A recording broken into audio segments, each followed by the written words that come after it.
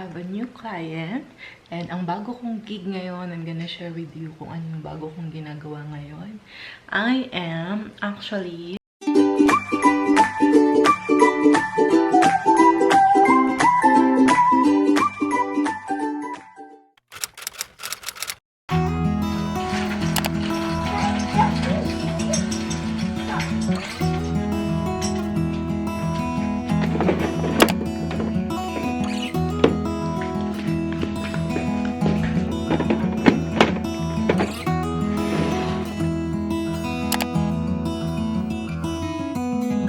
I know that you're having a hard time right now.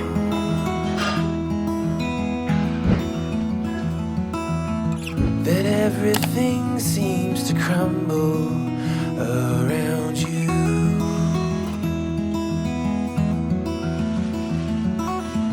I know that you feel all alone in this world, but you have to put your trust into us, and we will help you through. 'Cause we only want what's best for you.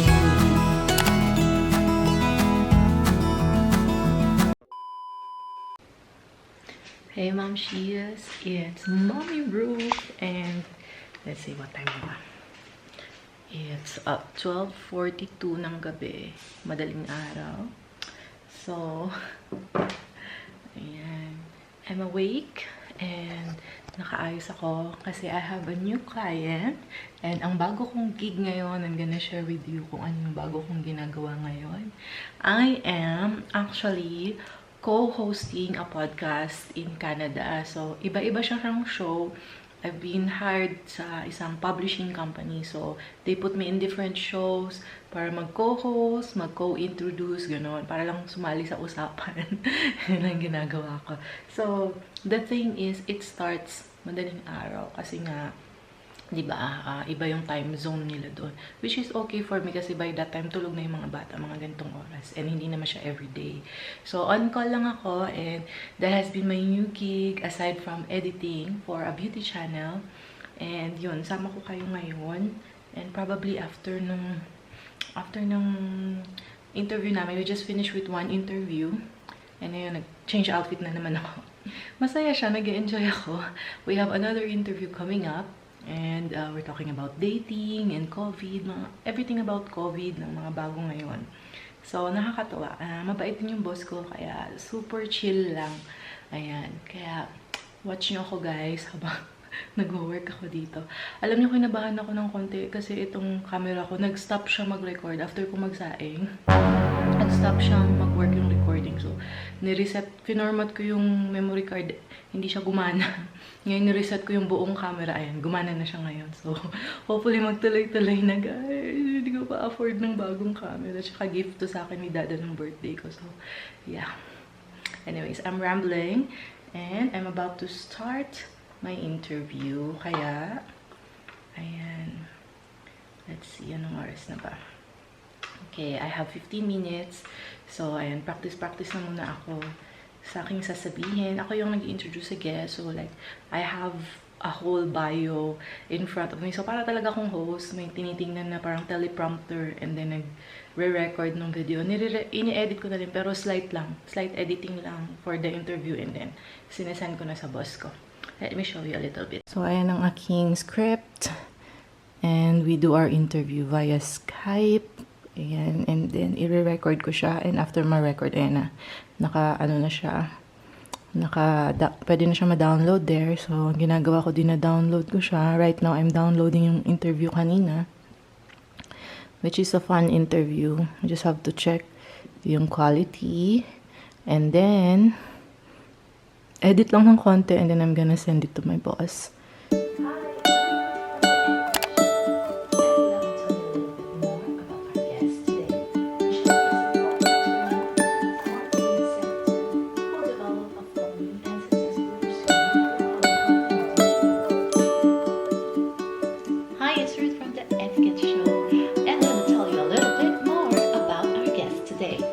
Is a former attorney and marketing executive.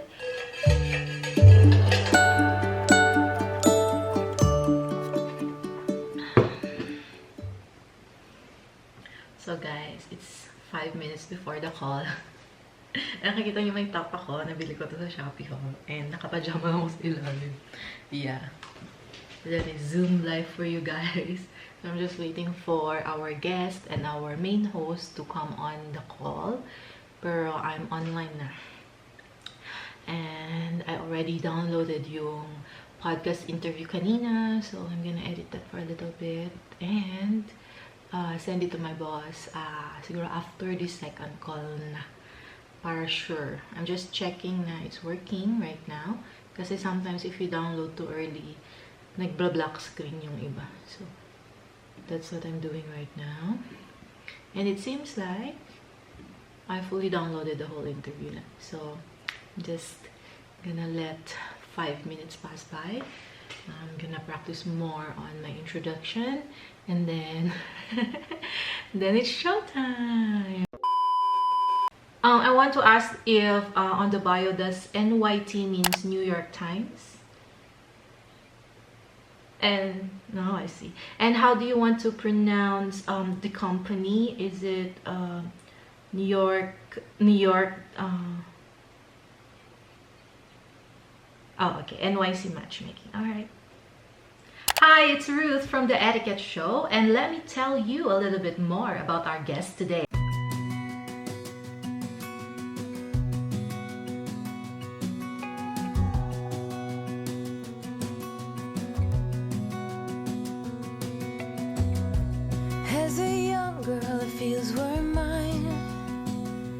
We played hide and seek for hours, raised our shadows among the pines. So offshore, playful and free, without a care in the world.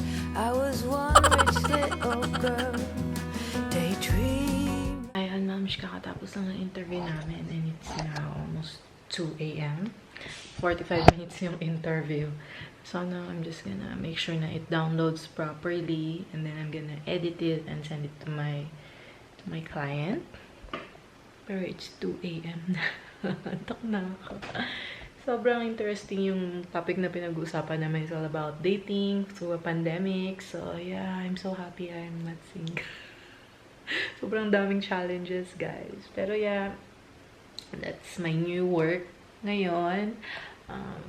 I'm a midnight co-host sa podcast and editor. So, this is life right now. So, usually matutulog ako mga 3 or 2:30 depending on how fast I could download this. Or I could also do this tomorrow and fix it by tomorrow. Pero, yeah, tomorrow is fine, Saturday. So, I guess wala naman kasing deadline si client and super bait lang siya. So, yeah, I'm gonna send the link tomorrow. So far, my jobs right now, super chill lang. Hindi siya ganun ka-hectic like my previous jobs. Pero, mas natutuwa ako kasi mas more inline ako ngayon sa feeling ko na kung saan ako magaling. Like, beauty, editing, or interviews, ganon. Kasi talagang hindi ko talaga forte documentary and ma-technical na stuff. So, parang basic lang yung editing ko. I'm more on the creative side. So, yeah. Yun, natutuwa naman yung beauty client ko, beauty vlogger client ko sa editing ko sa kanya kasi medyo cute, pa-cute, mga ganon. And ito naman, ang aking another client right now, parang naging multi-talented churva ako kasi nag-host ako, nag-edit at the same time. And I actually get paid higher now, pero mas konti yung volume. So, kung before, mas mababa per hour, like $10 per hour, pero 40 hours per week. So, I find it really stressful to put in the hours every week kasi I have to work at least like 8 hours a day for 5 days. So, usually, wala na akong day off niyan kasi hindi ko naman makomplete yung 8 hours a day. Taking care of the kids almost the whole day. And then, nag-i-school na rin ngayon si kuya. So, mas okay na rin to ngayon na parang higher pay, lesser hours. So, parang quits lang. So, ngayon, I'm getting paid for this gig it's $25 per hour. So it's like more than like what I earned before na $10 per hour. Pero it's depending on the schedule, kung gaano kadami yung guest niya sa show niya. So as you can see, so far like nag-aano lang kami, average kami 2 interview in a week. So I probably would earn about 2 hours, mga ganon, 2 hours per, so $50 per week. And then sa isa ko pang editing, sa isa ko pang client, I edit about yun, mas malaki rin yung per hour ko doon. So I average about 5 to 10 hours per week depending on how many videos she wants to publish every week. So more or less nag-earn din ako ng another $50 there. So $100 per week. Mas konti in total yung na-earn ko compared before. Pero good thing na meron akong another source of income naman. And tapos ko na rin ang mga cars ko. So parang nag-lessen ang aking burden per month. So right now mas balance yung life ko. Like, naalagaan ko yung mga kids. I could focus on homeschooling ni Kuya and taking care of Rain kasi magto-toddler na siya. And yung income ko, mas bumaba siya per month, pero nababalance out naman siya ng iba kong rackets online. So yan, I also have my online course, YouTube SEO course. Check it out sa Skillshare. So yun, it's free for 1 month if you use my links. It's gonna be on the links down below. Pero that's it guys, like everything is, sometimes in life, it's not all about the money that you earn.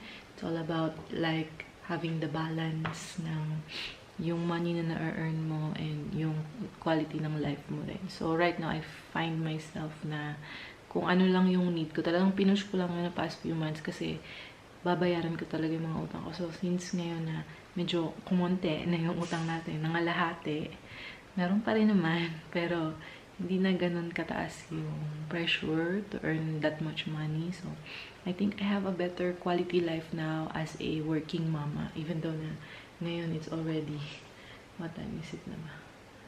Yeah. It's already 2 a.m. Ayan. 2 a.m. na. So, yeah. Minsan lang naman to.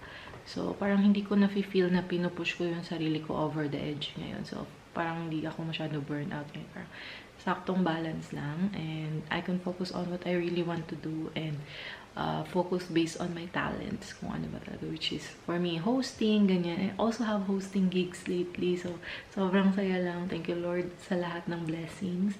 So, yun talaga yung parang malaking income ko these days. And yung freelancing is like extra.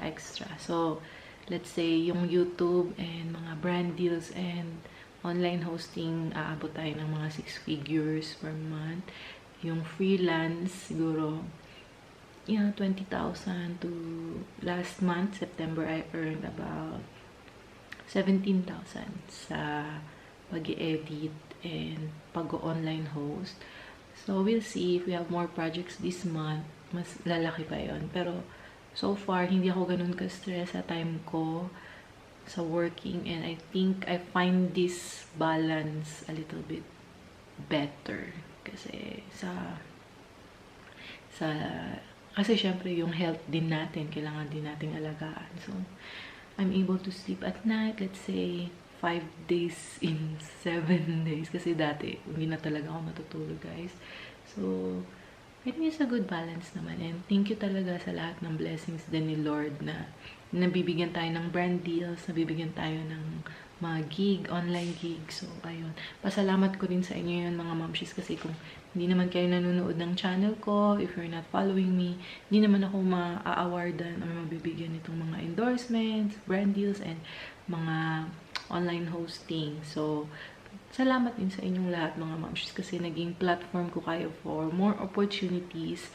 And I hope na continue nyo i-watch ang aking journey as I go through this journey of motherhood and navigating finances, navigating homeschooling, and moving out of the city. So, all of that is gonna be on this channel. So sana subaybayan nyo ang ating journey and journey with me. Share nyo sa comments nyo rin kung ano yung mga struggles nyo these days. Kasi I also get that a lot from you guys na sinasabi nyo sa akin na homeschooling din yung anak ko or 3 years old din yung anak ko. And masaya na yung feeling na we're a community of moms na nagdadamayan. Kasi sino pa naman ba ang magdadamayan these days? Tayo lang naman.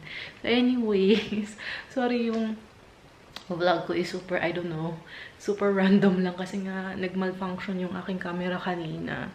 Pero I'm gonna end the vlog here now kasi I think I'm just gonna fix this kalat over here and I'm gonna go back to sleep para I'm gonna finish this work by tomorrow na kasi I'm not gonna push it. I'm gonna let it download muna para mas maayos yung i-edit kong video.